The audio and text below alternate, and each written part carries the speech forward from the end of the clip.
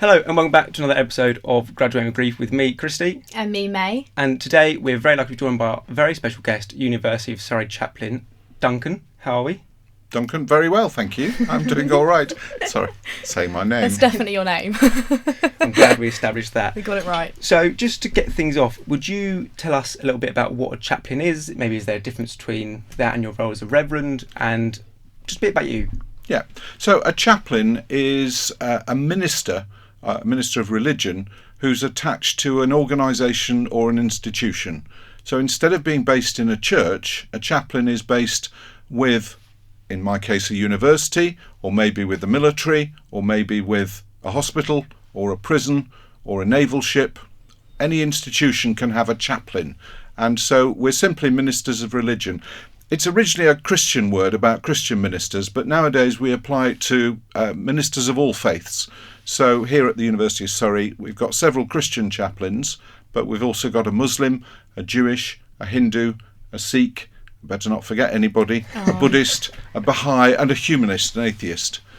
But they're people who are there for pastoral support, for care of anybody in the community, students and staff in the case of the university.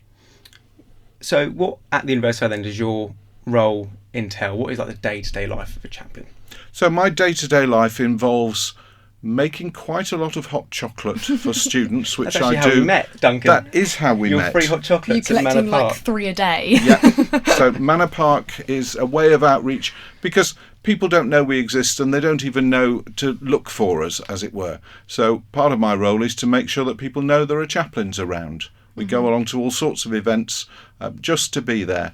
A lot of the time we're involved in supporting students, staff.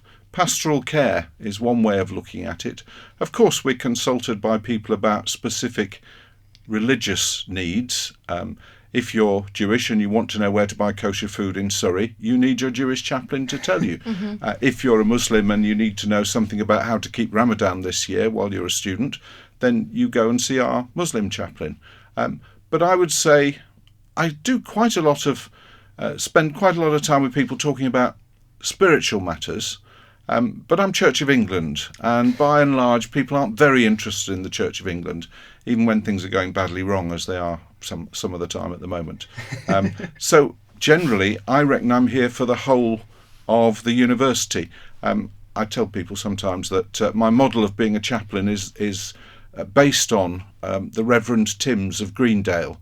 Now, I don't know whether you grew up with Postman Pat or not. Postman Pat. Postman Pat is black and white cat. Yeah. The Reverend Timms lives in Greendale. He has a church that not many people go to and the roof leaks, but he can pop up anywhere in Greendale and help people out. And that's what I think chaplains are about. They might be anywhere. So I'm as happy doing things. I have a group sometimes called God on Monday where we talk about questions that never get asked in church. But I'm very happy simply talking to vets about how their morning's gone. When they've been doing difficult things.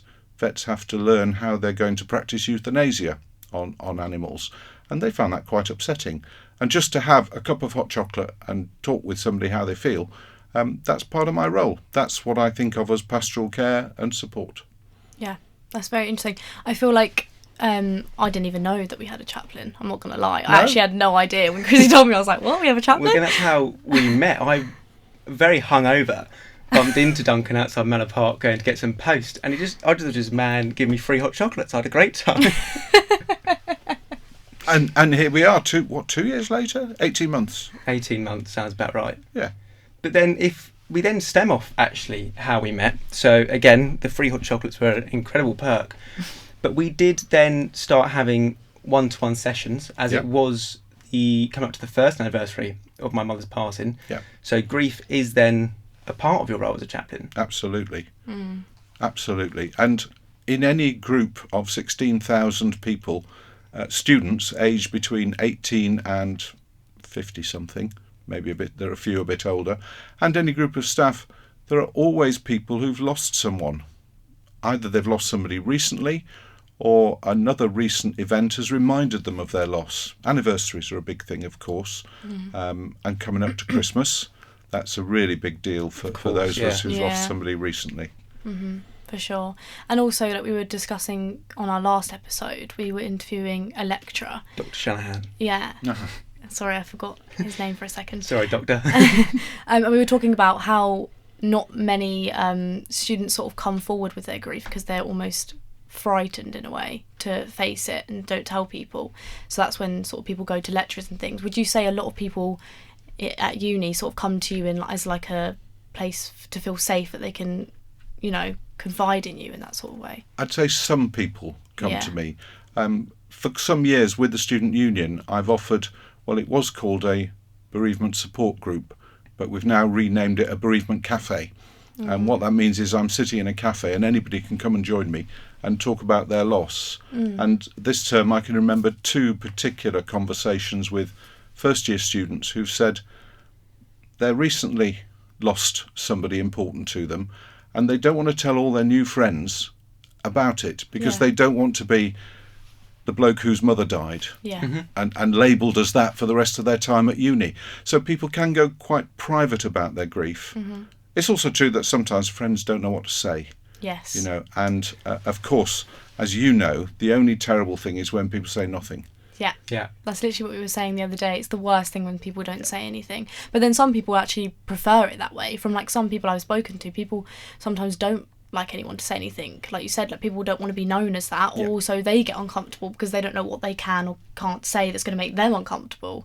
So it's just like a messy cycle of like, what does anyone say type thing. Well, we actually touched upon in our first episode, which Duncan, you very kindly reminded us that you haven't watched. Not yet. Why would you out him like that? But we spoke about that quite heavily in the first episode, where is there a point where maybe it's you rather people don't say anything because you can be having a good time and someone brings it up and then it's just an unnecessary reminder. But then on the topic of reminders, and especially with Christmas round the corner, whether from your personal perspective or if you want to put on your chaplain hat and give a religious one, what would you say are some methods for coping or maybe ways to treat this time of year for people who've just recently lost someone? Sure. Well, I mean, the first rule is how you're feeling is how you are feeling. And it's neither good nor bad nor right nor wrong. It is how you're feeling. Sometimes when we've lost someone, our feelings are very strong and very powerful. Sometimes we have all sorts of uncomfortable feelings.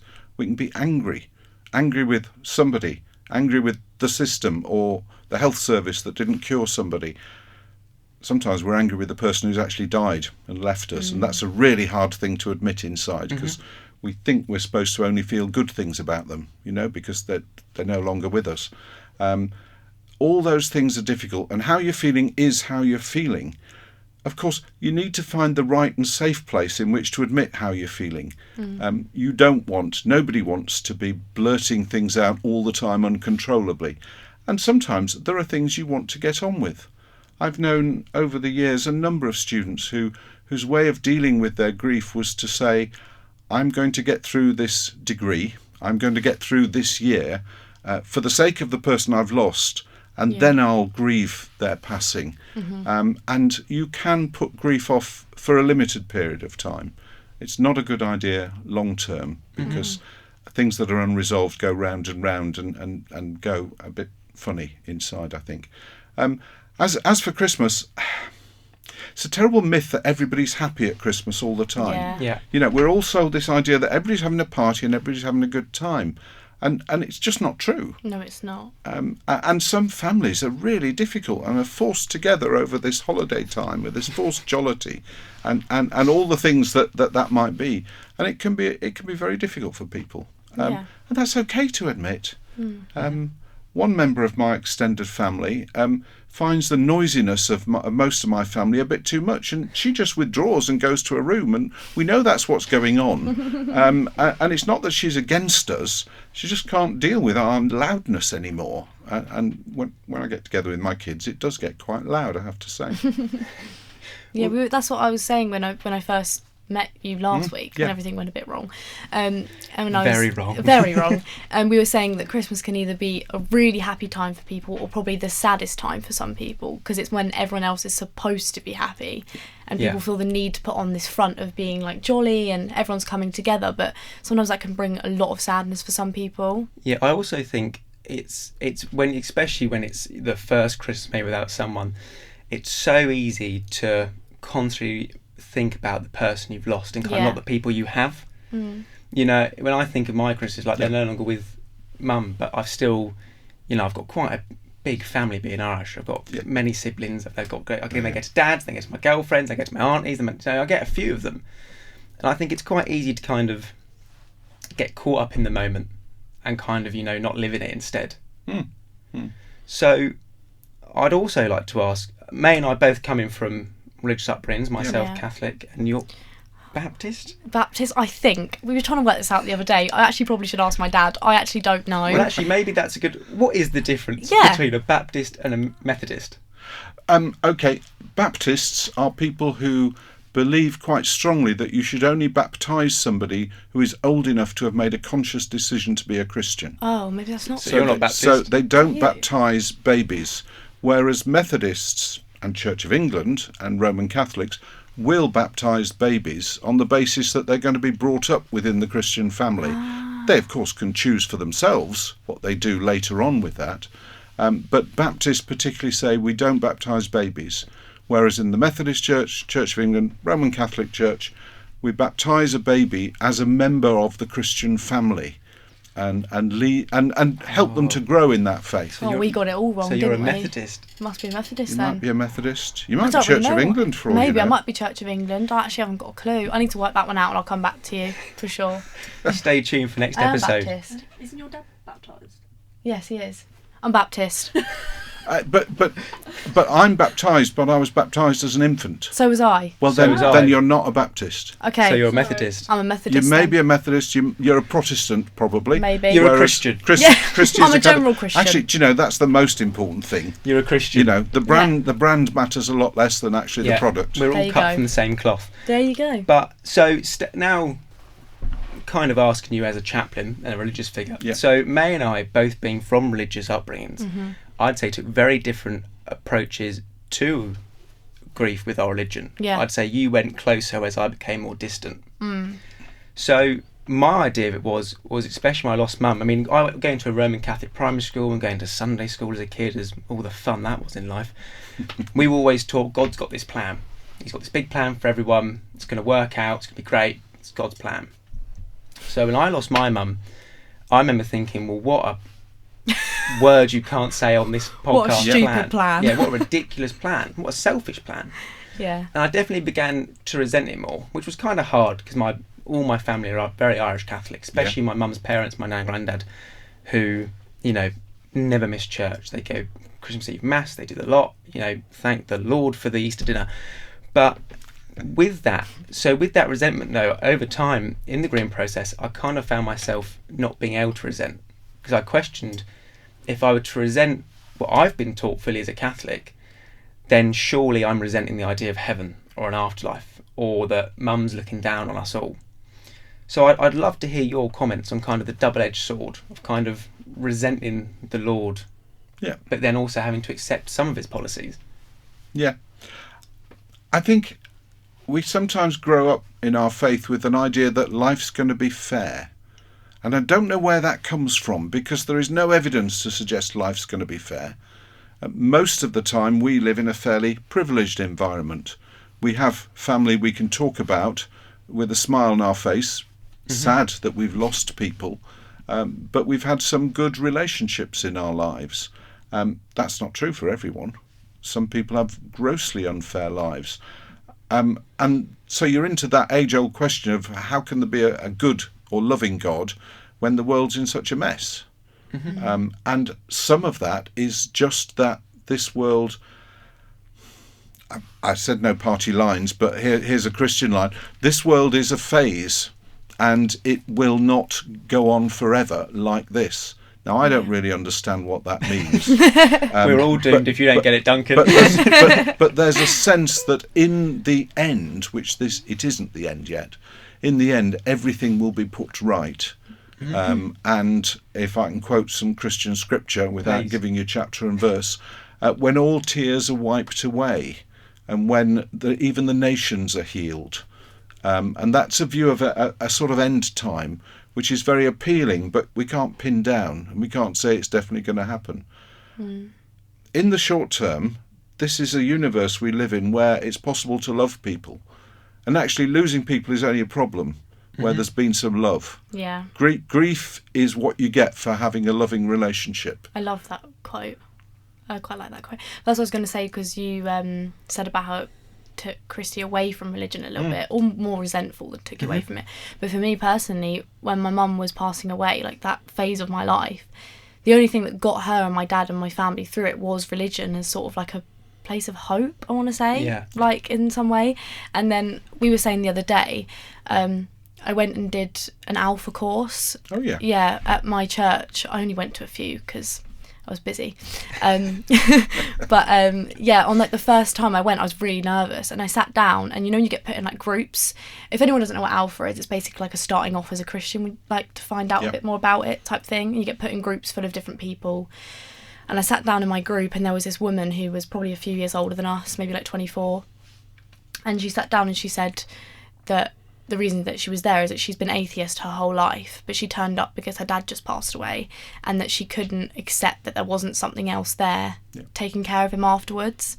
And that was said before my mum passed away, and I was like, oh, that doesn't make any sense, that's just ridiculous. And then as soon as my mum passed away, I was like, no, that lady was right. Like, you want to be able to believe that there is something else there, that person isn't completely gone, you know? So it was that for me, like, oh, it's some sort of hope that she's not completely gone type thing. Well, I'd say that's what kind of made me question my resentment. Because like I said, my whole argument was, you know, if there is a God and he's got this great plan, then it's pathetic. Because why have I suffered from it and there's no one else has? You know, why me?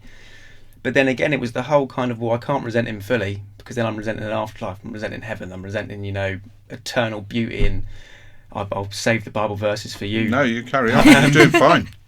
So it was kind of that, I don't know, almost as if I went back to my Catholicism, but on my terms. Yeah. It's kind of a weird thing to say, to make, I'm going to bend God to my will. Do you know what I mean? It makes no sense. Yeah.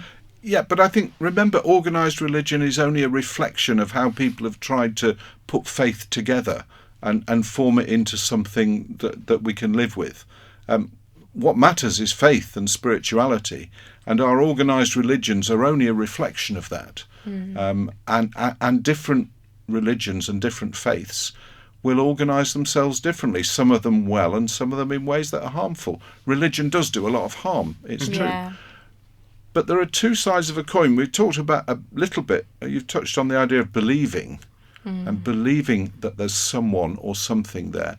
But there's also a question of belonging, which is equally important. And particularly in the Catholic community, people are Catholics. They just are, whether or not they believe or whether they're practicing or whatever they are. A priest friend of mine, Catholic priest friend of mine, used to talk about, he said, oh, don't call them lapsed Catholics, they're resting Catholics, which is very good for people in the sort of acting trade, isn't it, really? Because resting actors are simply unemployed at the moment. But resting Catholics are just waiting. It's part of who you are. There is a sense that we belong. We're social beings, and we need to belong or want to belong. And part of that is about communities of faith, and that's part of what communities of faith do for us, even if we don't hold by all the different things that might be said in the Christian creed or in other statements of belief. So I do find that interesting, because, you know, I spent my whole life as a Catholic. You know, my grandparents are all very religious, constant mass, again, these Christmas dinners. I went to a Roman Catholic primary school. But as I grew up, you know, I went to an agnostic school because, you know, my mum was smart enough to go, well, does better grades. My brothers went there. And I think as you grow up, you do kind of lose it a bit. But then you also kind of recognise more. You know, I'm not going to stand here and say that I truly believe the Lord made the world in 7 days. You know, when I look at the Bible, I see it more as... It's 6 days, by the way. 7th day God rested. However, I don't believe that's a literal story either. Get it right, it's a good thing I didn't go to a Catholic secondary school. Seriously, in front of a reverend, getting it But right. that's okay. But that's what I mean. You know, Yeah. I see the story, take Noah's Ark, probably one of the most famous stories in the Bible. I see it as symbolic. You know, it means something. The blind man, the burning bush. The burning bush, yes. Yeah, I thought there was a blind man in it. No, there's not a blind man, but you've certainly picked up lots of things. There's blind men in other stories. He healed the blind man. Yes. The poor blind man, he healed him. Yes, Jesus healed him. But where's the burning bush in that? I thought that was... That's a separate story. It's okay. If my nan sees this, I'm ruined.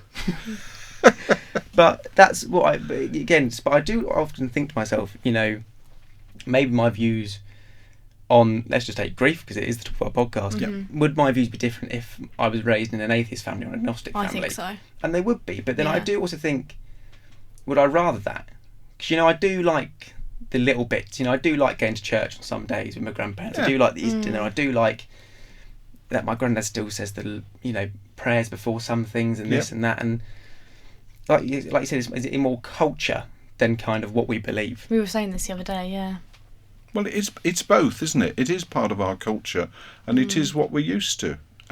However, that doesn't say whether there is or isn't any ultimate reality behind that. And after all, we are talking at this moment about faith, and therefore that's not quite the same as scientific proof.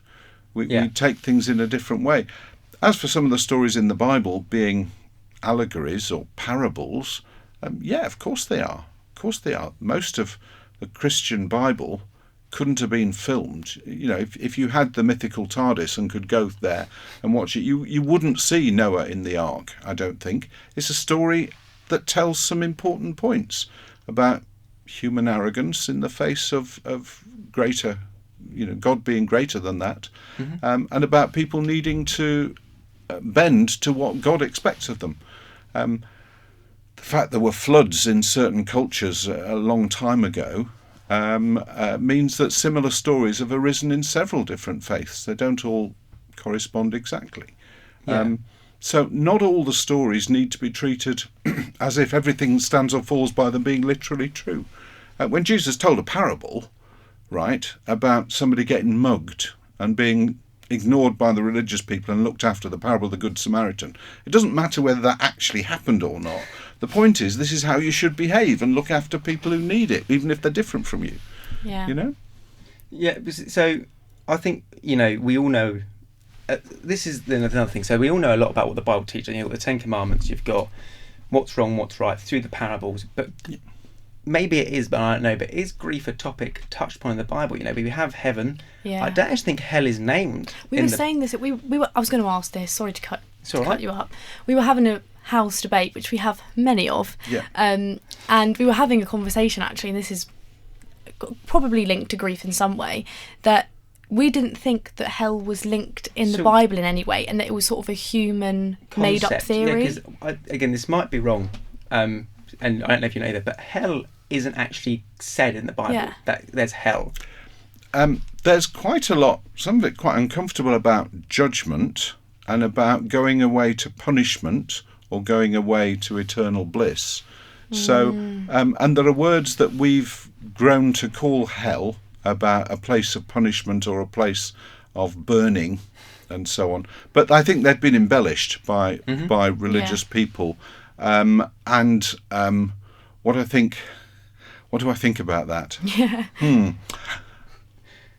I hope that if there were such a place as hell, it would be empty. And I suppose what I also think as a Christian is that God, the first and most important thing about God is that God is love. Yeah. And that God's love never stops. Therefore, God will never stop loving us and wanting us to come to God. It might take us a long time to realise that. Now, that is different from what my friends believe who are Muslim. Yeah. That is different from what my humanist colleague and friend Peter would believe. He doesn't believe there's anything else to this life. it is an item of faith in my mind, and faith and doubt go together. They're not the opposite. They're not opposed to one another, because you always have some of one and some of the other together. I suppose, again, as a Christian, I would say for me it goes back to Jesus. And the fact is, I can't find any other explanation for the story of Jesus' death and resurrection other than that he died and then was raised to life again. That he was really dead and then he was really alive.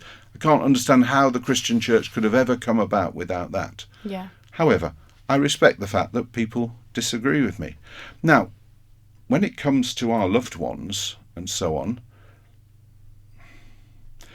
we don't want to let go of them entirely. In fact, we never need to. And one of the things that we do, and we keep people alive, is by telling stories about them. Yeah. And one of the things to do on a sad moment in the Christmas day is to laugh how the person we've lost would have laughed. Yeah. Or the fun they'd have made of us, or tell a story about them on Christmas Day when something silly happened, or daft, or whatever. And actually, they live on in that moment. Well, because that's an old saying, isn't it? You died twice, once physically and once when the I've heard when person says someone your stops name. talking about you. Yeah, But I was yeah. also going to ask, I don't know if this question is too personal, correct me if it is, but if you've ever experienced loss in your life, and whether that be now or when you were younger or whatever, do you say that religion helped you with that in any way? Let me think. My grandparents died when I was at school. I only knew one set of grandparents, and they died when I was 10 or 11. And I wasn't aware of any belief or faith at that point. It was just sad. But they were old. They'd lived long lives.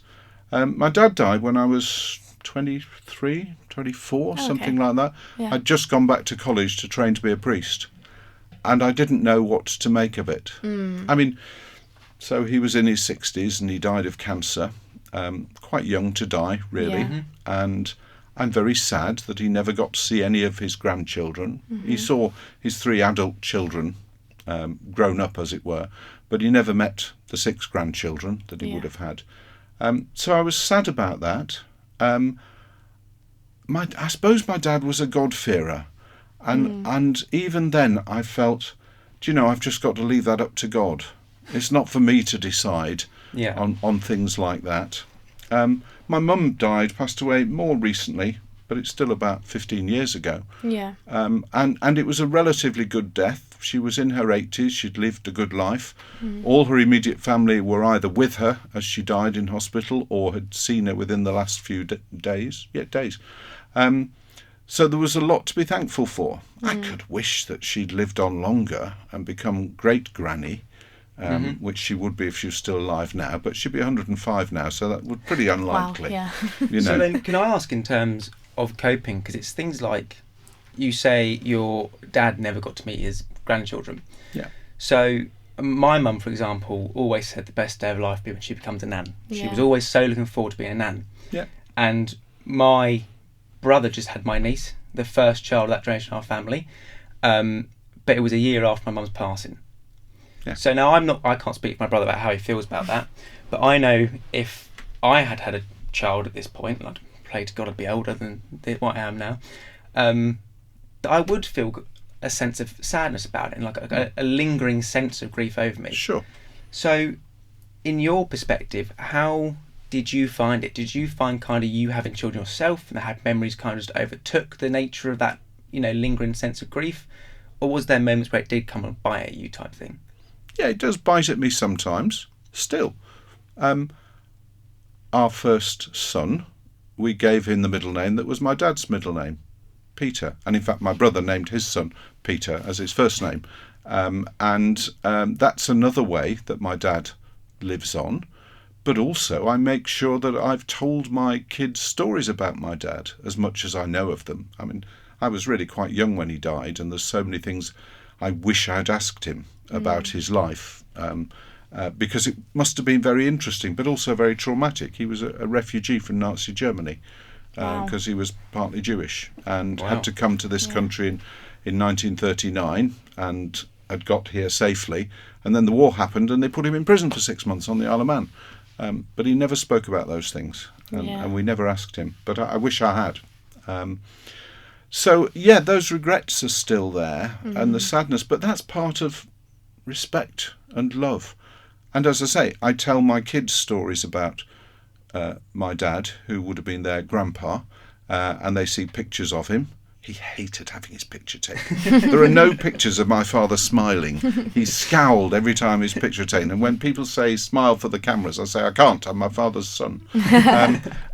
But you know, so those things live on in the stories we tell, and that's very human, and it's not very religious, really. It's not, and I'm not quite sure where my faith goes with all of this, to be honest. But it is how life is, that we live for a while and then we're not living anymore as far as this world's concerned. Yeah. And sometimes that's short and sometimes it's long. Sometimes we can see a life that's been fulfilled, and sometimes we see people whose lives were unfulfilled, where potentially when life isn't fair. No. It really isn't fair. Not at all. And when we lose people, we feel the unfairness of it all. Yeah. But hopefully, when we can, we also feel how fortunate we are to have had those people, even though we've lost them.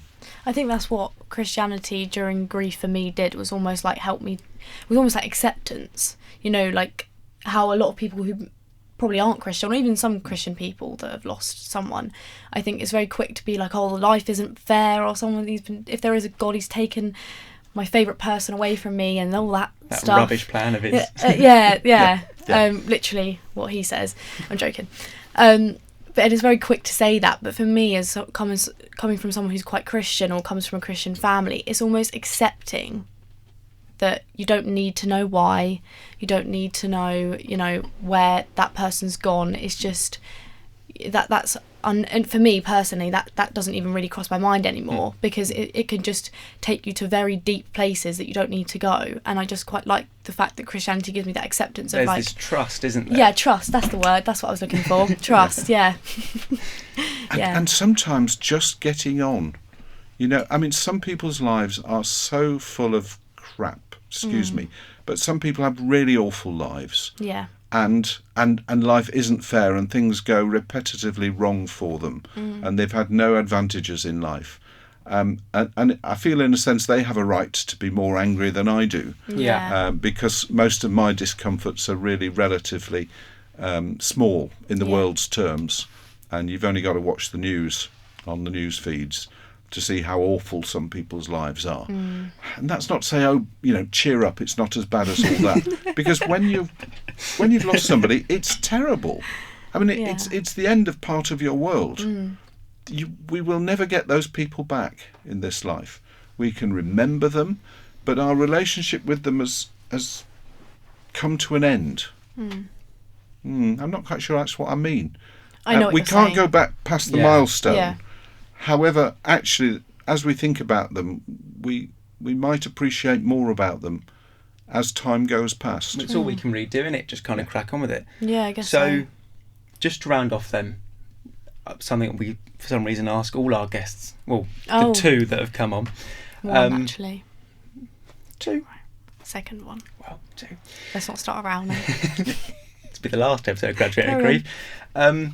One solid bit of advice, just to run with, just to anyone listening or watching, whether you want to say it as a chaplain or as Duncan, whatever, just one bit of advice about grief, something that you generally think benefits. Find a safe person to talk with about it. Okay, choose your moment, choose your time, but share it and say how it feels. And if they're not coping with you talking to them, find the next person who's safe, because talking about it is better than bottling it up. And if what you're thinking is unacceptable, don't worry about that. Just say what it is you're thinking. And here comes the advert. Chaplains, that's part of our role for people to find somebody to do that. I will say, I know I didn't ask anyone's permission within the chaplaincy to do this, but in the description of all these videos we posted, I have put you down as a... Did you? Not you personally, but I split it in two. I put University of Surrey Supports, what the Hired Wellbeing Centre, the Chaplains, and I linked to your website. And then I've got Out of Uni Support, which I think is the Samaritans and a grief counselling one. Brilliant, yes, they're good. But with that, Do you want to do the others? I don't know how to do it, Christy. You've not taught me. Well, I'm an absolute pro. Okay, I'll do it. Go on then. If you get it wrong, cut this bit out. Okay. Thank you so much for watching this episode of Graduating with Grief with me, May. And me, Christy. We'd like to thank the chaplain for coming on for this episode. We've really enjoyed you being here today. You're welcome. If this has caused any offence or upset, there'll be stuff in the description to help with that. Yeah, with that, again, thank you so much for your time, Duncan. You've really helped. Yeah. You're very welcome. Thank you for inviting me. No problem. Always. And I'm just glad it went much better than last week. Oh, let's not talk about that. That was the equipment. That was Yeah. the equipment. Yeah, Not our we fault. had no mics or cameras. But Or anyway, tripods. with all that, goodbye. Thank you.